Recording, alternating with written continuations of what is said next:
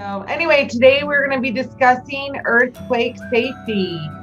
And without further ado, we're going to watch this video first.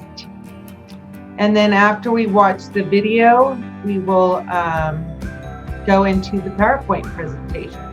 Discuss earthquake safety. And go to the video, blow it up. Is it supposed to have sound right now? No. Okay. I will fast forward it.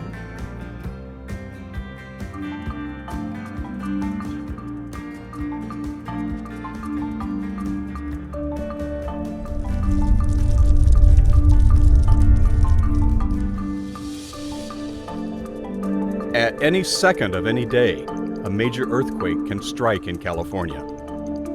The experts tell us it's not a question of if, but when.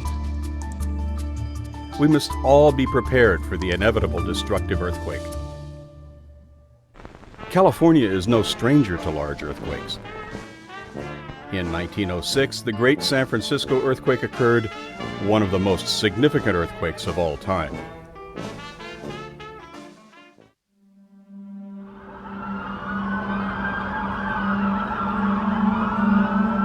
In more recent times, California has experienced significant quakes with both the Loma Prieta and Northridge earthquakes. Scientists do not yet have the information needed to predict earthquakes, and no region within the state is immune from the potential for major earthquake damage.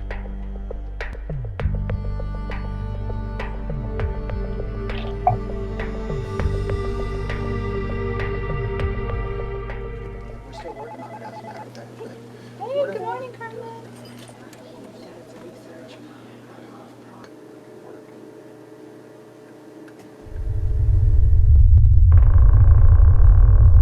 When you feel the first ground motions, you must immediately drop to the floor. Take cover under a desk or table. If you're not near a desk or table, drop to the floor against an interior wall. Resist the urge to panic. Stay put and do not move from under the shelter. Research has shown that most injuries occur when people inside buildings attempt to move to a different location inside the building or try to leave it. So, do not run outside where you could be vulnerable to the danger of falling debris.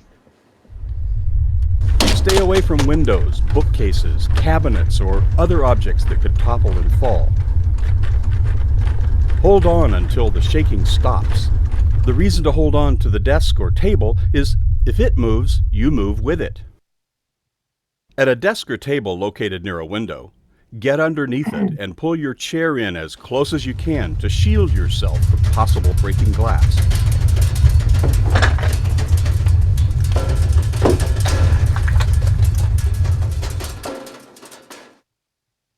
Again, resist the urge to panic and flee. Remain calm even though you may witness the loss of electricity, the sound of various alarms, and activation of the fire sprinkler system.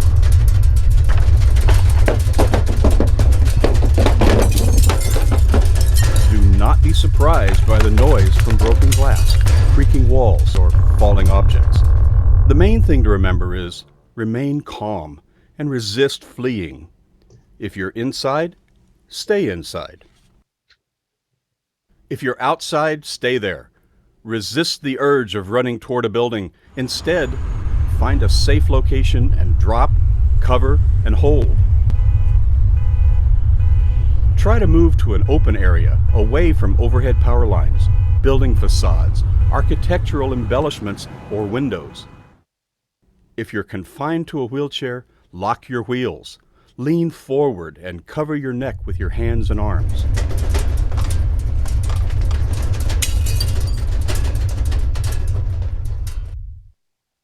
If you're in a stairwell, drop and cover next to an interior wall.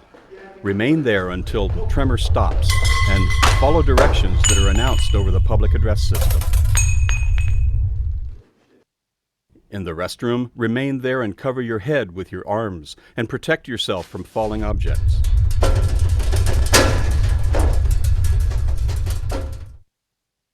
If you're driving, Gradually decrease speed. Pull over to the side of the road and stay in the vehicle until the shaking stops. Do not stop under overpasses or bridges. Turn on the radio and listen for advisories, and keep in mind aftershocks follow the initial quake. Do not begin to drive until local authorities have deemed it is safe to do so. The city has just been hit by an earthquake.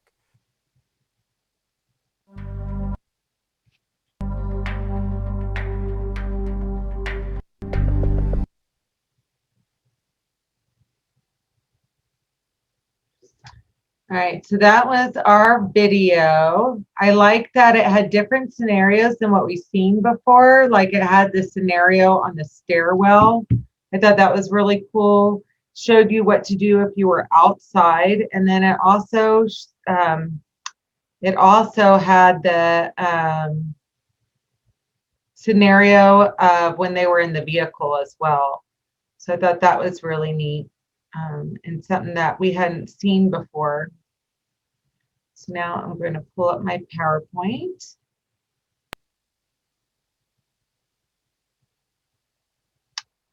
There we go. So earthquake safety. Does everybody see this okay? Give me a thumbs up if you can see the PowerPoint. Okay, good. Earthquake safety. So they were talking about how we have a lot of earthquakes here in California. How many of you raise your hands if you've ever experienced an earthquake? Anyone ever felt an earthquake before? Yeah, me too. They can be a little scary. You know, we don't get them too frequently, so it can be a little scary. So this is California right here, this little map. And we are, let me move my head over, let's see. So here's Los Angeles. So we're over here. And you guys can probably see it on our freeways. We're right along the San Andreas Fault. So that's why we feel earthquakes over here, because we're along a fault line. So it's good to be prepared because, as they said in the video, we can't predict earthquakes. They haven't figured out how to do that like they can with hurricanes, or they can kind of give a heads up on tornadoes. Big storms like that, but earthquakes, they just kind of happen. So here's some pictures from the Northridge earthquake. I'm not showing these to freak you guys out, but it's kind of good to know what kind of damage can happen. That way you know how to better prepare yourself and your home. So earthquake preparation tips and information. I'm going to print this out because I think it's a really, really great little checklist. And I'm going to have them for you guys available when you guys return to program. And for those of you who aren't, I'll ask Lorraine if she can mail them off to you guys. Got some people waiting here. So preparation. So that's what we all want to be doing now, is to prepare in the event of an earthquake. So you want to get with your family or your group homes or your caretakers and create a family earthquake plan. So you also want to know a safe spot in each room, right? So that way you know where to go in the event of an earthquake. You don't want to be near a mirror or window if at all preventable, or like a bookcase where things can shake and fall off. So those are knowing your danger spots, right? So a safe spot would be, at the bottom of a couch or underneath the table. Decide where you and your family or your household will reunite if you're separated. So let's say, a wall crashes down or something happens. Where are you guys going to meet after the earthquake? In the front yard, in the backyard? Keep a list of emergency phone numbers. So friends, family, people you need to call. And develop a survival kit for work, the car, and the home. So that's what these are here. It says supply checklist, and we'll go into this in further detail as we move forward. But some items is canned food, first aid kit, dust mask, a radio, extra water. So those are some items that you're going to want to have set aside in the event of an earthquake. Home preparedness. So this is really important. Some of you guys have already done this and you've shown me what you've done. So I'm really, really proud of you. Learn how to shut off gas, water, and electricity. So if you guys are ever home alone, that might be something good to know. And if you're usually home with somebody else, maybe just ask them, hey, mom, hey, Jenny, or whoever you're living with, do you know how to shut off the gas, the water, and the electricity? So I know David and I know how to do that here at work, but I probably should show somebody else just in case we're gone. That'd be a really good thing. So I think I need to do that, show a couple other people how to shut off the gas, electricity, and water here at Desert Haven in case David and I are off on an errand. Check chimneys, roofs, and wall foundations for stability. Secure heavy furnishings. So I have right behind me, you can't see it right now, but I have this giant hutch on my desk. And I was moving my office around and I did not realize that my hutch was not attached to the desk like it was supposed to be. And it almost created a big disaster. So David and I made sure it's nice and secure. And part of our earthquake safety this month is we're going around and we're starting to secure all the other hutches. And like today, we hung up some stuff around the facilities to make sure that they're attached to the wall nice and secure so they don't fall on anybody. Secure your water heater and appliances. Keep heavy objects on lower shelves. So if you have really big fat books, don't put them on the top shelf, put them on the bottom shelf. Maintain emergency food, water, medicine, first aid kit, tools, and clothing. And then this goes into further detail, and I'll go ahead and post that on our Facebook. Emergency supplies. So you can actually go online and purchase an emergency supply kit like this. Or you can make your own. So we've talked about that before, making sure you have Band-Aids, antibiotics like a Neosporin ointment, gloves, latex gloves, cold packs, hot packs, ace bandages, an arm sling, Tylenol, Advil. It says diarrhea medication. That's not what I would have thought of, to be quite honest, but you never know. When people are stressed, sometimes their tummy gets messed up. Equipment, have work gloves, a shovel, maybe a tent, sleeping bags, ready to eat foods. This is a really good point, having canned foods or dry foods like cereal available. An extra set of clothing. So we've discussed this before, making sure you have a pair of shoes or slippers next to your bed in the event of an earthquake or a fire, so your feet are protected. Having a radio that's battery operated. I know Nancy, she said she has one that she can crank. There's also flashlights that you can crank. They run off cranking instead of a battery. And then having cash on hand, we've also discussed this. Have some cash in hand because if electricity goes out in your area, chances are they're not going to be able to run your credit cards. I have been in a restaurant and the electricity went out and it was a nightmare trying to get payment. So cash is always good to have on hand. Somebody said they have their mom's cell phone number for emergencies. That is excellent. That's very smart to have people that you need to get a hold of in the event of emergencies. And somebody else wrote, your cell phone has a light on it. That's right. Our cell phones have a flashlight that we can use. So it's important. You can even get a backup battery for your cell phone, have that charged in the event that the electricity goes out. So emergency food. Oh, look at this. So I remember the Ridgecrest earthquake that happened a couple of years ago. And there was video footage of, I don't know if it's a grocery store or a liquor store, but you could see the shelves going back and forth, food flying off the shelves. So that's why it's really important is when there's an emergency, you want to have backup food because chances are it might be kind of difficult to go to the store to get food. So they also recommend a camping or backpacking stove with a propane tank. Or if you have a grill outside, that works as well. Canned foods, make sure you have a manual can opener, not one that you just plug in, because that would be a major bummer. Everything's so high tech now. If you just only had an electric can opener and then you had no electricity to plug it into. Granola bars are also great to have because they have a long shelf life. and energy bars too, because they're full of protein and nutrients. So that's a good food to have stashed away in the event of an emergency. You also want to make sure you have safe drinking water available. So store a supply of water. So they have the 1 gallon tanks. They are 1 gallon containers, or these 5 gallon containers. I still have 5 gallon containers in our walk-in refrigerator when we lost water a couple of years ago. I don't know if you guys remember that, but we had to use the porta potties and we were drinking water out of our gallon containers. So it's good to have these at home too.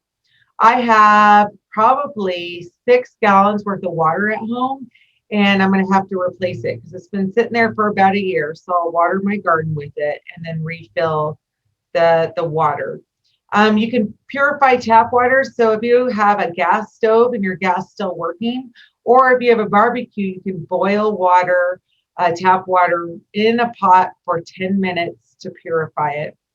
And then for those of us that have an ice machine and a refrigerator, if you lose electricity, guess what? All that ice is going to melt and you can drink it as well.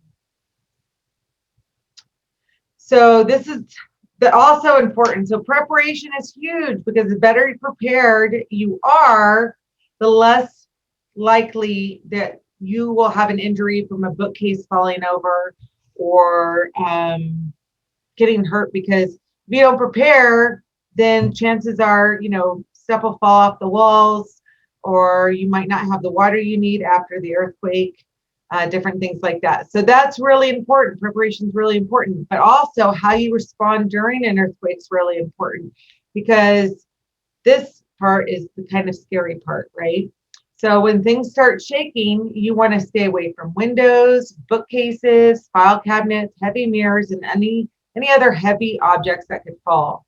So as you saw in the video, you're going to want to duck under a desk or sturdy table.